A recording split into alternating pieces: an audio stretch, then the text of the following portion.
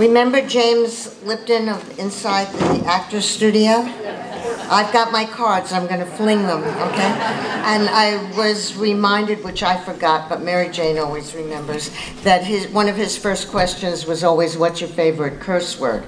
I don't know if you want me to start with that. But I don't want to spend a lot of time on introductions, because you all know these wonderful people, and we want to spend a lot of time asking questions and hearing questions from you. So if I leave anything important out, I'm counting on them and counting on you.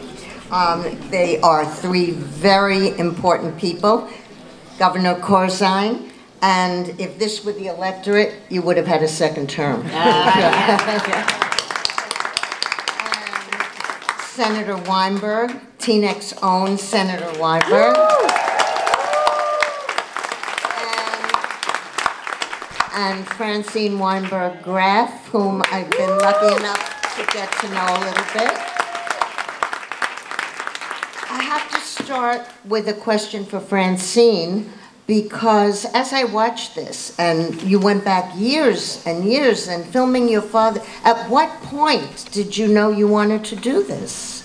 It looks like it took, you know, like you were 10 at the time you started. Well, as I have said, that it really started when I was about 5 years old, and I looked at my mother and I realized she is not like the other mothers. That's kind of my tagline, and we grew up in those old moldy Democratic headquarters, stuffed into station wagons, and we would be dragged to different neighborhoods, lit dropping up and down. We were like 6 years old, and our reward would be Dairy Queen. And the other mothers would take their kids to the park, and they were on the PTA, and they were Girl Scout leaders, and I thought, well, there is something very different, and I'm kind of an observer. But I did take her to the park.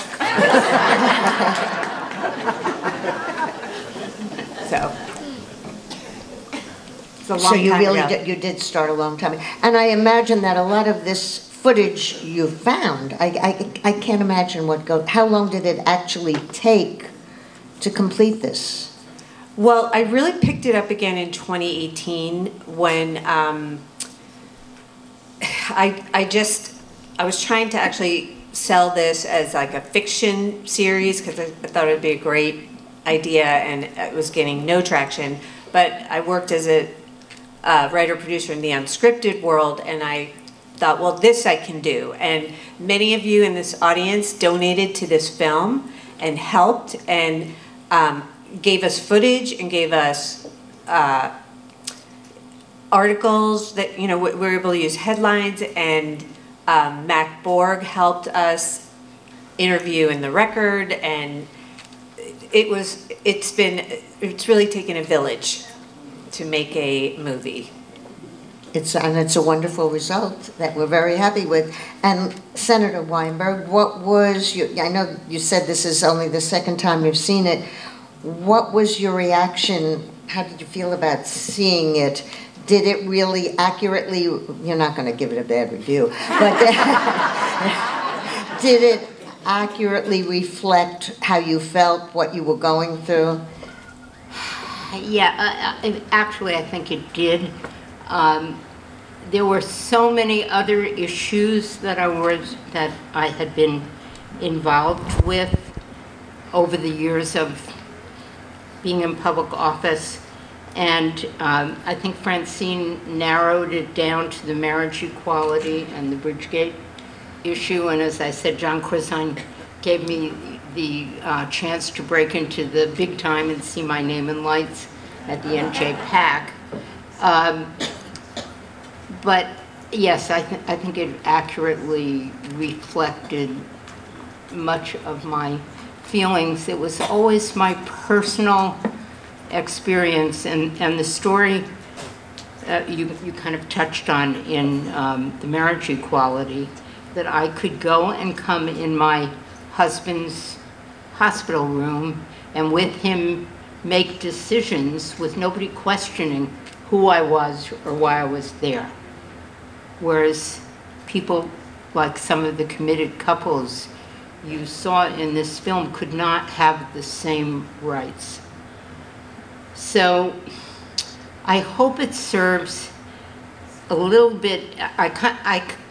Let me backtrack for a moment. I saw it for the first time at the Montclair Film Festival, which was before the election. And of course now I'm seeing it a few days after the election. And maybe it's more meaningful. And I hope it will serve as a little bit of a beacon for why many of you younger people in this audience have to stay involved. And so I just think I saw it through slightly different eyes because of the different history And the elephant in the room. 2 weeks ago yeah. and tonight. Okay. And Governor Corzine, what was your, is it the first time you saw it, and what was your reaction to replaying those years? Well, first of all, it's the second time I was at you the were. Montclair Film Festival as well. Governor. And the one thing that I must have missed when I was eating popcorn at the Montclair We're not serving Film popcorn. Festival was, she's a badass woman. You know, that Yeah. was the most fundamentally true statement, because the things that Loretta believes in, she didn't just fight for him for a day or 2 years or a chance to be the first lieutenant governor. She fought her whole life about the things that she believed in. I think, by the way, Francine, I think you captured that. Loretta took my line. She is absolutely the role model that I think all of us have to live in the days ahead, because the things that she believed in and believes in and fought for are just as much at risk today. Planned Parenthood, very simple thing. Made it easy for Christie to cut it, because she was in my office from the day I was elected governor to the day I left, lobbying for more money for Planned Parenthood, and she got it. It was a very simple process. So I hope we all can look at this film, take the words and the life that this really spectacular woman has given to the state of New Jersey and broader in Truba, and use it as a model for what we have to do today. Another question for you, though. What was it like running against Chris Christie, probably one of the first of the big bullies to appear on the political scene? I don't know, maybe I'm wrong, maybe there were others before, but I mean, was it a truly different kind of experience? Was a steamroller coming at you with no way to stop him, or? First of all, I'm going to answer this question, but I did have one thing that I want to say. Go ahead. Francine, this is editorial comment, but I didn't pick your mother because she was innocent and pure. She said she was the only person. That was going to be my next question. I picked her because she was a knee-jerk liberal, just like me, and fought for all the right things and cared about the right things, and would make sure that I would, if I were back in office for a second term. And she was a guiding light when she was in the legislature for my term as governor, and she would have been even a more spectacular light if I had been elected. Second thing, you know, Christie was a bully as a governor. I think he was an articulate candidate, but I had a hell of a lot better lieutenant governor. She is the only person that allowed a losing Democrat to actually win Bergen County. That's how much they loved her. And she carried those messages really well. And I don't think, I think it was the mixture of power that comes once you're governor, that Christie got confused and turned into a much bigger bully than he was before he got in. I think he was less so. Wasn't like a perfect character, none of us are. But I think he had a very arrogant way about how he carried himself in the governor's role, and somebody recognized how to prick that balloon. Did he ever? But if I can, Judy, I want to add this. I honestly believe that Chris Christie as governor set the stage for Donald Trump as president, and set the stage for what's expected, how he brainwashed the public, that this is acceptable behavior on the part of a chief executive, whether of the state of New Jersey or the President of the United States. And I think that's the other important part of this film, that hopefully this is not going to be a paragon for the future. Do you think he's truly changed? Did you ever get a personal apology, or from Christie, or do you? No, I could tell you stories about bumping into him subsequently where he continued to be rude, and I continued to laugh, which always drove me So he's crazy. Not really a changed man now, huh? He's not. Okay. He is not. But I just want to add, I think this is an important point. There was something that Tom Moran said about that it was the top of the ticket, and I think it really, in the bigger picture, it really is not a fair statement. And I think, Governor, you could help us, because I think Chris Christie was the first, what Judy was saying, person who was this kind of cult of personality, and you were dealing with that. And maybe you could make a comment on how do you campaign where somebody just has this wind behind them and a personality, that a tough talking, a performer maybe. How, I think that was more of what was going on, and I think the economy at that time in 2008. But I think you could really offer, looking back, knowing what you know now about this just personality coming at you, how do you campaign against that? Well, I don't know that I'm the expert on how to campaign against that, since we didn't quite get to the conclusion that I expected. First of all, you mentioned every campaign has circumstances that you have to deal with, and unemployment had gone from 4%, 3.5 actually, to 10 or 10.5, I can't remember the exact number. So that's a heavy lift. And then your brilliant then sitting governor also tried to monetize the turnpike, which was about as popular as a lead pipe. So those issues gave some fodder. I think when you're dealing with a bully, you have to be strong back. I think your mother exemplified that, how she dealt with him through the legislature. But if you back down to a bully, you're going to get bullied. It's going to repeat itself and repeat itself. And, I don't think we had trouble with the debates and those kinds of issues. Actually, we were down, 17 or 18 points in August after the so-called arrest of all the politicians. A lot of them were for other causes, but and we came back. A lot of that had to do with Loretta. She was a strong addition to the ticket. People believed that we were going to do what we said we were going to do, and we cared about the people we were trying to serve. But we never backed down, and I don't think we would have even gotten close in the race if we had allowed ourselves to be pushed around. And I think that's got to be an example that has to be followed. Do you think that was missing from they could have used you all on an advisory committee. Do you think it was missing in this election? Because we certainly do see it in the film, Francine. I mean, the way I guess you're supposed to tell your children to behave with bullies is what you've taught us.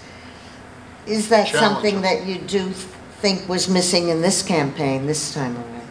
I let Loretta talk about this more than myself, but 106 days is not enough time to actually carve an image to deal with this. Much more difficult. You know, I was on this. Yeah, I was governor for 4 years, and so I had a platform to be able to do that more easily than I think Vice President Harris had a chance. I don't know how. I don't think we know yet what happened. And I think it's going to take a little while to sort out on why certain people stayed home. And you know, I'm responding to something I saw on social media. We talk too much about trans people. So if you're turned off from hearing somebody talk about trans people, that gives you the right to vote for, pardon me if I offend anybody who voted for him, but that gives you the right to vote for a racist, misogynistic, lying felon. I don't get that. So I honestly believe we need to take the time to really find out what took place. We need political gurus. We need former elected officials. We need social scientists to really delve into the numbers and help us make sure this is an aberration. Don't you find, though, I mean, we listen to the pundits and the polls all along, and they're never right anymore. I mean, nobody's ever right. Yeah. And it was a large part of it, I assume, was economics when you ran. And when I walk into the, I've said this, walk into the supermarket and at Lidl, Hellman's mayonnaise is on sale for $5.98. And I'm thinking the chickens are organizing and producing fewer eggs. And the economy is great, but not if you're making $19 a day, right? I don't know. Inflation is a tax on everyone, but it is particularly heavy-handed on those people who have lower and middle incomes. And it bites, and it didn't go away. And so the economic backdrop was trouble. But there are a lot of other things that I think Loretta's right, that we need to analyze over a period of time with a little bit of distance between where we are. But I'll come back. There's only one way to deal with a bully, and that is to be strong back to that bully. I'll get away from this for a little while. Francine, I love your eye roll, the shots of you where I could literally see you rolling your eyes. At what point did you decide, hey, my mom's really okay? It must have been past the teenage years, no? I'm still working on that.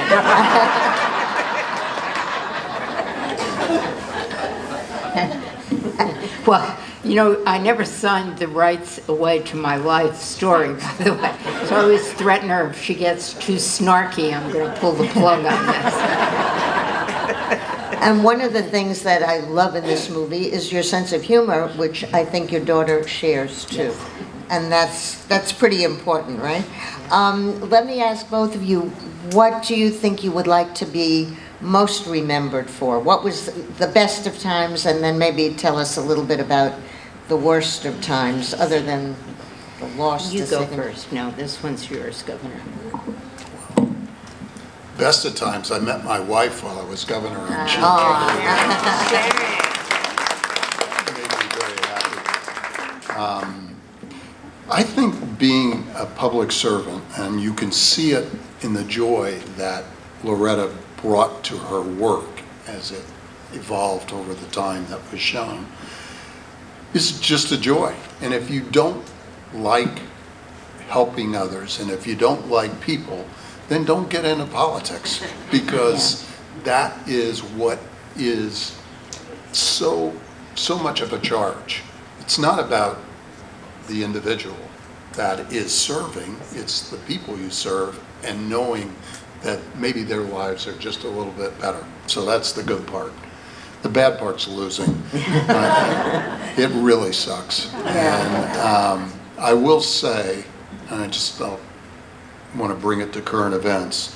I think this is the first election ever in my life that I regret seeing lost more than losing myself.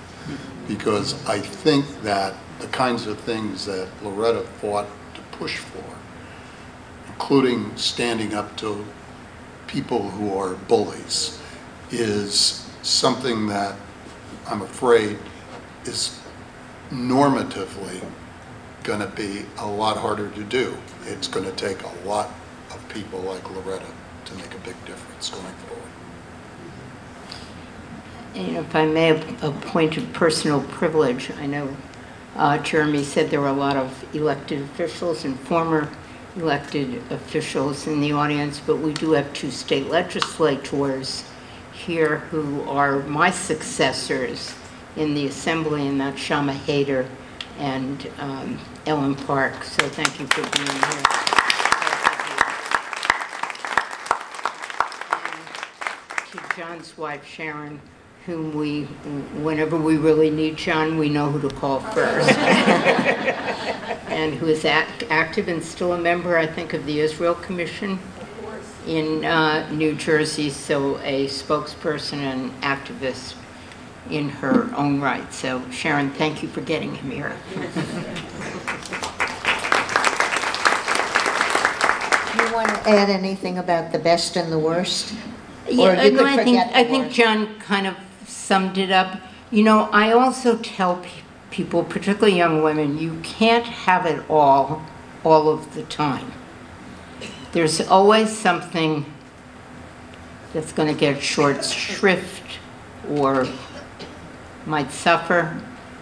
And it's different things on different days. And I think you saw how I had to wrestle with that very often in this film. I mean, you know, I've said there are days when you can't make the volleyball match because whatever the other thing is that takes your time is really important. And you have to make those decisions. Those are always hard, particularly as a woman.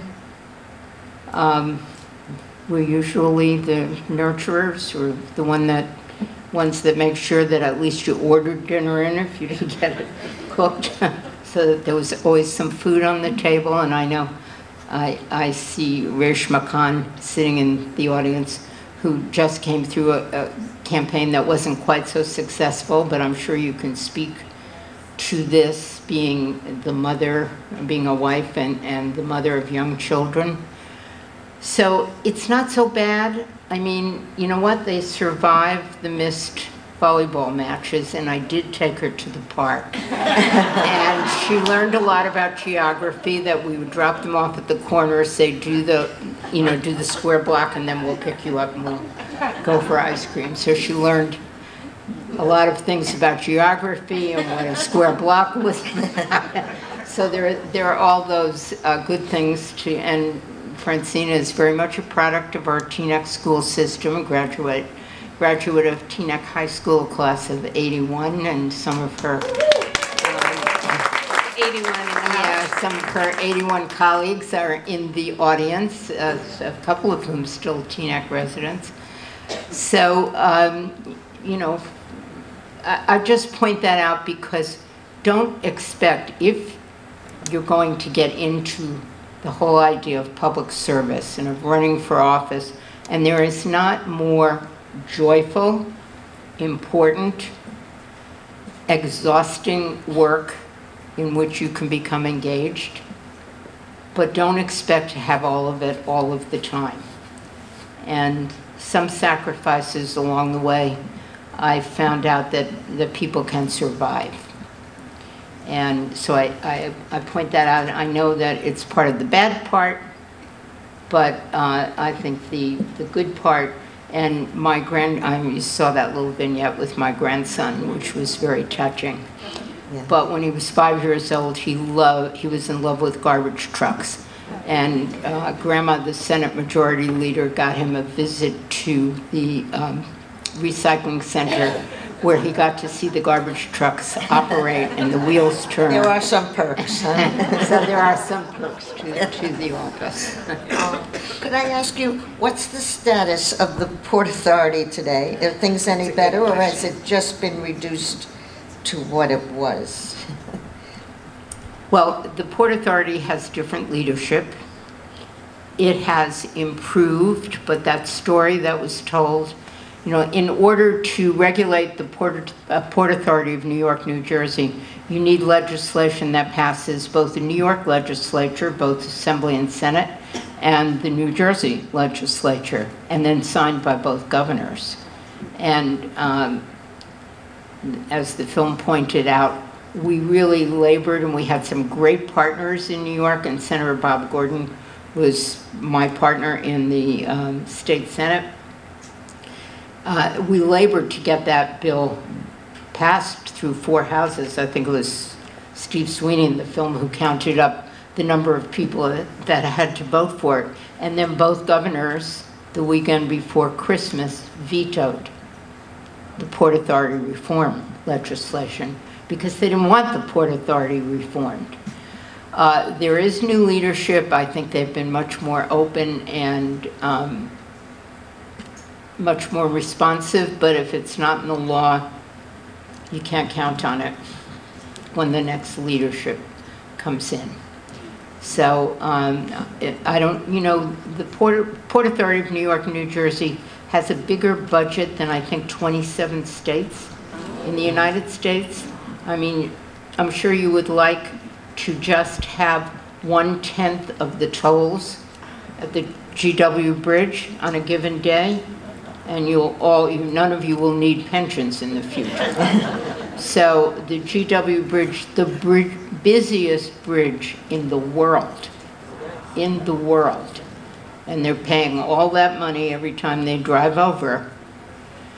So people need to be involved in that aspect of government because they're pretty powerful, and I don't know if any of your appointees are still on there, on the Port Authority. I think they all died. Yeah. Well, the thing about the port, it's not just the George Washington Bridge, is all the airport fees, fees on your rental car for the airport. It's The tunnel. tunnels, bridges. I mean, not just the but tunnels in New York and New Jersey, right? Mm-hmm. So when you see those airport fees and you buy a ticket, you're like, wait, how did it just go up $35? That is all going to the Port Authority, and the governors dip into that. That's their piggy bank. So this really could be a multi-part series, really understanding Bridgegate, the backstory,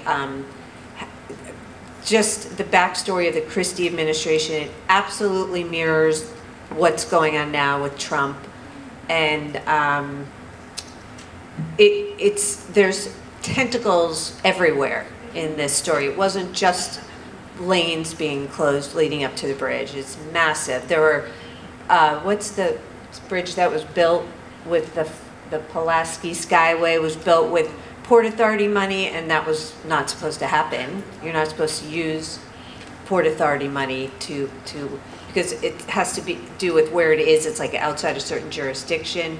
So as I have said, my mother keeps saying, who is on your school board and your city council and Port Authority commissioners affects you way more than who is President of the United States.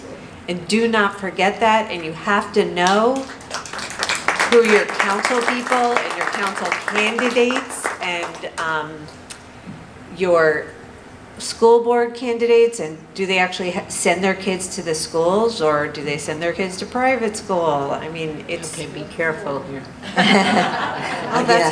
It's true. I think Governor Corzine has something to add to that. I want to reinforce the idea that all politics is local and all, which I think the efforts that the senator brought to bring some transparency and probably will last for a few succeeding governor teammates that run it because they know they can be held accountable by persistence and hard work by someone that participates, needs to be in place. It is a great, great institution. You could not have the infrastructure, it's not perfect, but for a community as large as this tri-state area, the historic investments that we have made economically for the style of our living and the ability of us to move and make money at the port and all kinds of things have been done by the port. It's lasted, I don't know, close to 100 years now, and it needs transparency, and I think that ought to be institutionalized, not just a one-off when there's a problem, because that's what I think really was the most important thing that Loretta was doing, was putting that in place over a longer period of time. But we need to do that. We shouldn't back away from that. Next generation of politicians, if you're out there today, don't give up on that idea. Transparency is the way that you keep government honest. But part of the problem is those are not sexy issues, and they're not West Wing episodes. They're very, and you know, as I saw my mother, everything was a long slog. And even when Bridgegate happened, we did not know, and her family, close friends, didn't know it was going to turn into this big nationwide thing, because it just to us looked like another long slog.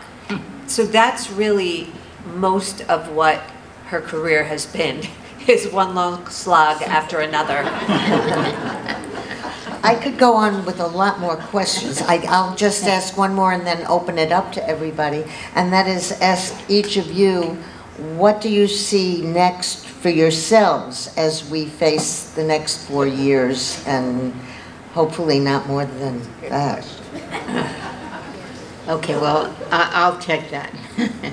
Because I live in a wonderful building, which is a independent living senior building. Some of my neighbors from Arbor Terrace are here in the audience. Where's the friend group? Raise your hands, friends, and they're in the comfortable chairs at the back. Arbor Terrace, and I was there not more than 2 months when I organized the first pro-choice demonstration out in front of the building, and Francine informed me, if you get thrown out of here, don't count on me to help you move it. So what I see for myself is sitting back and enjoying my friends and neighbors, and enjoying watching some people out here get elected or re-elected, and offering help where I can, and putting my feet up a little bit and giving advice.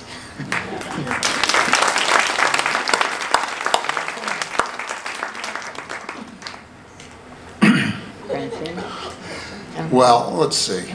I think that politics is behind me. Public service is, but service isn't.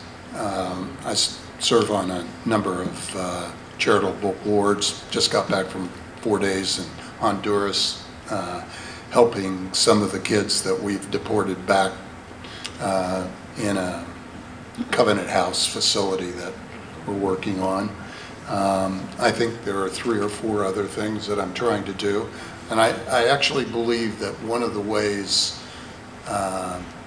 to face the reality of what we're going to have for the next 4 years is to be not only persistent in politics, but do things that are good in a micro level that lift up people's lives, and that sets an example, I think, for maybe the public to recognize that we can do better than what we're likely to do. Francine, I would like to see the TV series, but maybe you have some other things. Well, it's a good question because, well, first of all, I just want to say, my mother's, aside from her Arbor Terrace friend group, which is great, she is, don't think she just sits back with her feet up because she is on the phone all day long. You know who you are. Where's all the rest of the friend group? All day long, they're talking to each other and strategizing and coming up with plans and finding out secrets, and it's really fun and funny to watch. And she has circled back to where she started, which is Teaneck politics. And she loves it, and she loves all of her good troublemaking friends, which you know who you are. And so don't think she's just sitting back with her feet up. As long as she has her phone, she's good, and Facebook and Twitter. But we have a big problem in Hollywood because the only thing that you can watch is, you know, people who are eating people or people who are murdering their parents. And it's almost impossible to get access to taking a story like this and getting it out there on a larger level. And I have a great role model, so I'm not giving up. And this story is, this film is to nourish all of you, because I know it was a different time, some of the old-timey politics, as a reviewer put it, but it was just as scary in a certain kind of way. And things did not get exposed as much, the good or the bad of social media, but it was just, it was tough. And Chris Christie was powerful and scared a lot of people. So don't think just because he's more of a joke now, sorry, former governor, but that it wasn't a big lift to, at certain times, be the only person in her party who is willing to go after him. And I just think this is a story to infuse nourishment and motivation, and just to know you're not alone. And I will keep trying to tell these stories, these kinds of stories, so that storytellers can shift the paradigm, and that is my goal. Okay. Just briefly, I'm Elaine Meyerson, co-president of National Council of Jewish Women, Bergen County section. And we want to thank Loretta for being a badass council member. Will all the council members please stand up? Where are you? Give us a cheer. We're all here to support you. And just a small glimpse of Loretta's earlier life. I have to thank her for hiring me. She was one of the founders of the first domestic violence program in New Jersey and in Bergen County, and gave me a beautiful 30-year career in the field. And let me say a word about National Council of Jewish Women, who are a bunch of badass women too. And I've often kidded them when we had some of these troublesome women's issues to try to get passed. I would ask them to come down and testify at the committee hearing, because everybody thought they were respectable. They didn't know who they really were. So they helped pass a lot of these good bills that we celebrated here. So thank you, NCJW sisters. Hi, I'm Gail Bindleglass. When I was chair of the JCRC, we would have these candidates forum. Get closer to, yeah. When I was chair of the JCRC, we would have candidates forums, and you would come to everyone.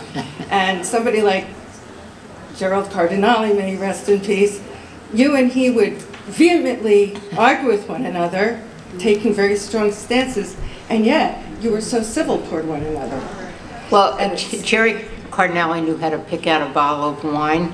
He was a really big wine connoisseur, and I used to say we legislators would get together for lunch, and that was the one thing he had my proxy for, was picking the wine at lunch. So. Do you think today people have that permission structure to be friendly with one another even though you disagree? Well, I think on that local level, yes. And on the state level, state legislature. Yeah, well, I mean in the state, yeah. Yeah, Shama, I guess Shama could speak to that. Yeah, I think it's pretty civil. Go to them. Come to the mic, yeah. Hi, for those who don't know me, my name is Shama Haider. I'm the legislator from District 37. Honored to be mentored by Loretta Weinberg.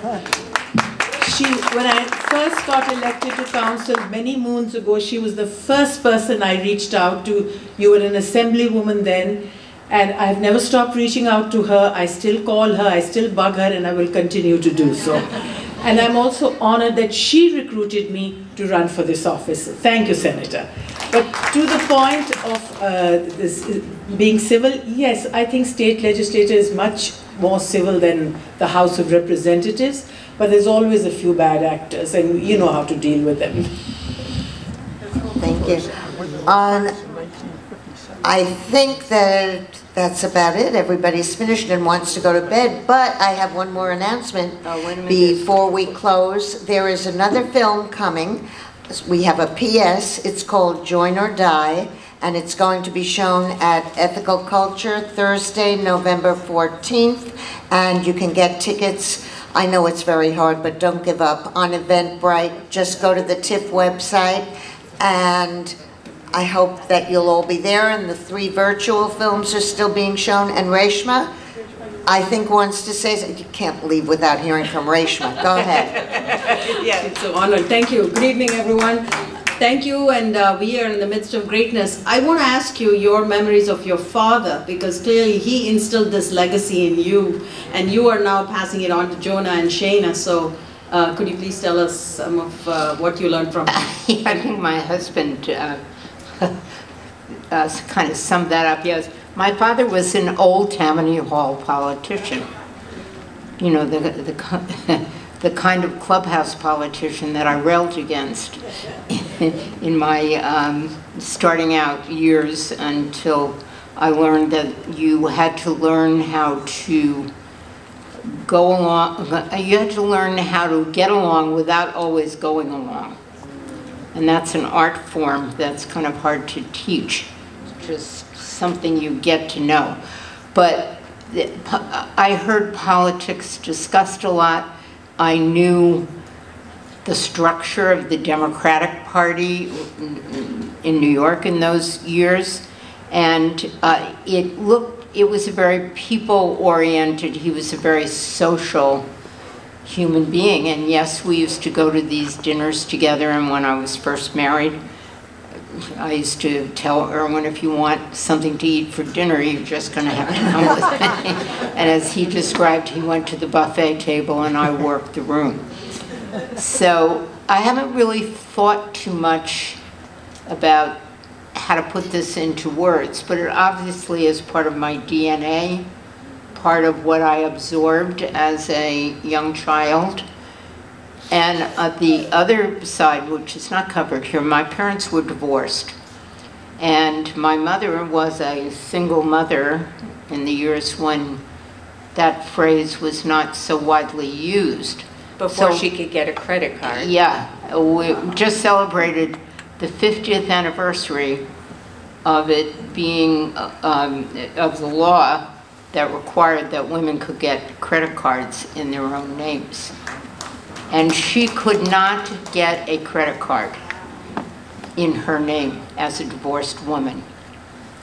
And when I brought that up because I learned from her a little bit about independence and striking out on your own, even if it is scary.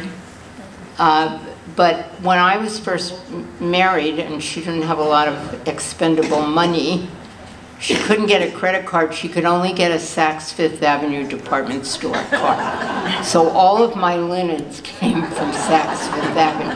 Bad enough she couldn't afford to supply me with all of my linens, but she got them from the finest store you could buy them in.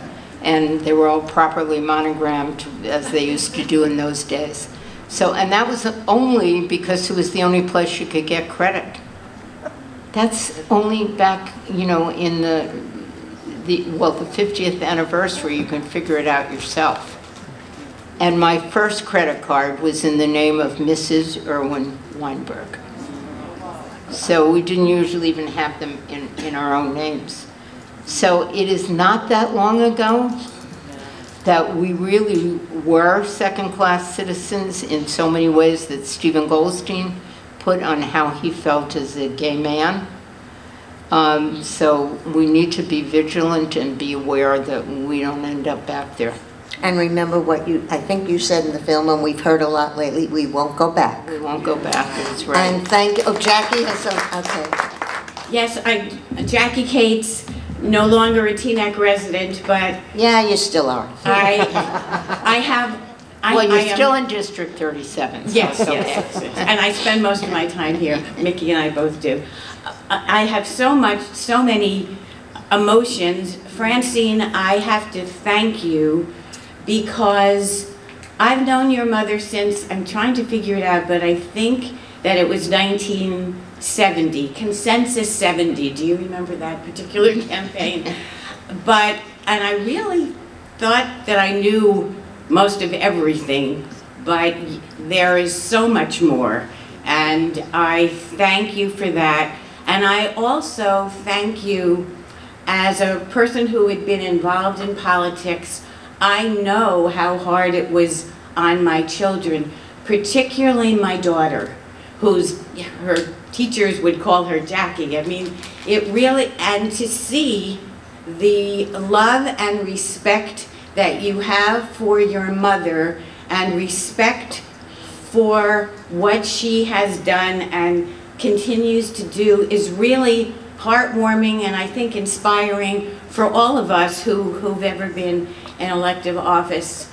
So I want to thank you and of course Loretta for all you continue to do. When I call you up and say, would you mind coming over and being interviewed for the Teaneck Historical Society?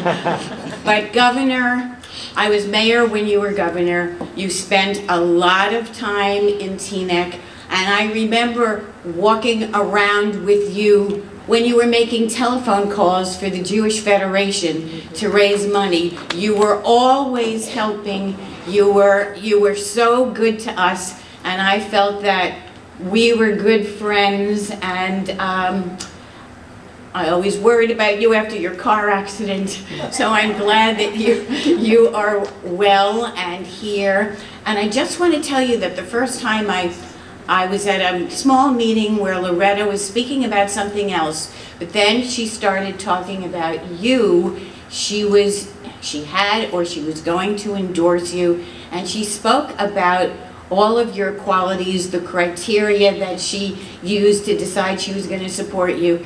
And she ended up saying, and he's just a really great guy.